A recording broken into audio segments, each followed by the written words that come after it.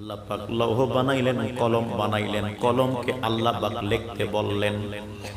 কলম এবার লিখতে গিয়ে লা ইলাহা ইল্লাল্লাহ মুহাম্মাদুর রাসূলুল্লাহ লিখলেন। আল্লাহ পাক কলমে ইলম দিয়েছে। আদম সফিউল্লাহর পৃষ্ঠদেশে যতগুলো সন্তান আছে সবাইকে দেখছেন। এইবার কলম লিখতেছেন আদম সফিউল্লাহর উম্মতের ব্যাপারে লেখেন। উম্মতের ব্যাপারে লিখতে গিয়ে বলে যারা ভালো করবে তারা জান্নাতে, যারা মন্দ করবে তারা জাহান্নামে। হযরত ইব্রাহিম খলিলুল্লাহর উম্মতের ব্যাপারে কলম লেখেন। এইবার কলম বলছে ইব্রাহিম খলিলুল্লাহর উম্মত যারা ভালো করবে তারা জান্নাতে, যারা মন্দ করবে তারা জাহান্নামে। হযরত মুসা কালিমুল্লাহর উম্মতের ব্যাপারে কলম লেখছেন, এ মুসা কালিমুল্লাহর উম্মত যদি ভালো করে জান্নাতে, মন্দ করলে জাহান্নামে। ঈসা রূহুল্লাহর উম্মতের ব্যাপারে লিখলেন ভালো করলে জান্নাতে, আপনার মন্দ করলে জাহান্নামে। এইবার আসলো আমার নবীর উম্মতের ব্যাপারে। এইবার আমার নবীর নাম মোবারক নে কলম লেখে ভালো করলে জান্নাতে, মন্দ করলে তারপরে শব্দব্য লেখা শুরু করতেই আল্লাহ বলেন দাঁড়াও। আল্লাহ বললেন দাঁড়াও কলম, এই লিখবা না।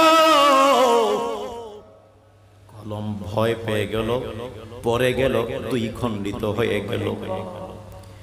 ভয়ে কম্পন সৃষ্টি হয়ে গেছে কলমে। আমার রবের খোদাই আবার ঠিক হয়ে গেল।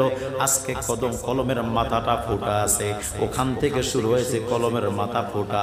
উম্মতের কথা লিখতে গিয়ে হয়ে গেছে ফোটা, এখনো কলম ফোটা। কথা কয় না ঠিক কিনা রে যুবক ভাইরা, মুরব্বী বাবারা, কুরবান যাই নবীর কদমে। আমার নবীর উম্মতের কদর দাম, হন্না পেরেশান, আমার নবী মেহেরবান।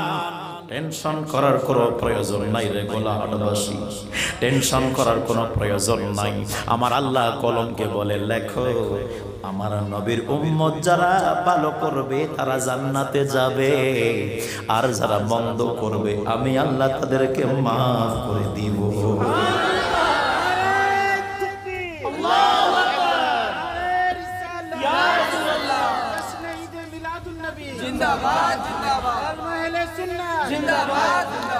কলম ডাক দিয়ে বলল আল্লাহ এত শান কেন, কি কারণে শান? আল্লাহ বলেন যদি আমার নবীরে না বানাইতাম তোমারও বানাইতাম না। আমার নবীর জন্য সারা জগৎ বানাইলাম, আমার নবীকে আমি আল্লাহ খুশি করতে চাই।